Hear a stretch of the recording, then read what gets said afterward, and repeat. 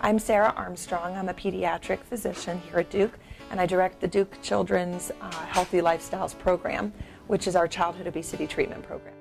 So every child's different for sure, and sometimes bringing the toddler to the grocery store can be an exercise in frustration, especially since the food marketers know to put the sugary pop cereal down at the bottom where they can reach it and yell at mom until they either have to leave the store or buy the pop cereal.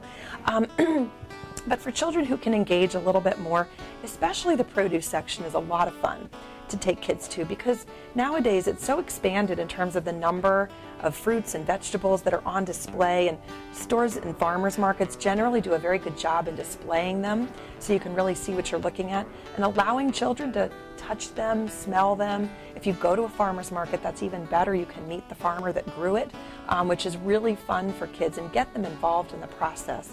And what we've suggested to some families is that every grocery trip, the child gets to taste test something new from the produce section. So whatever you want, star fruit, a kiwi because it's fuzzy, some new squash or zucchini that's colorful in the winter, they get to try one. And the mom or dad will buy one and bring it home and maybe look up a recipe and try and prepare it. Maybe the child can help with that if they're old enough. And that way, one by one, they start expanding their repertoire of food choices and start knowing what these things are and what they taste like.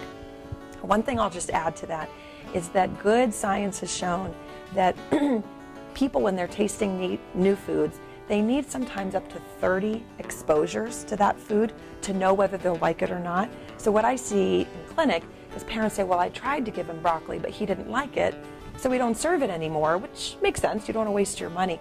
But really what might be happening there is they just haven't had enough exposure, and it might be that 25th time they taste broccoli that, this wasn't so bad. I kind of like this.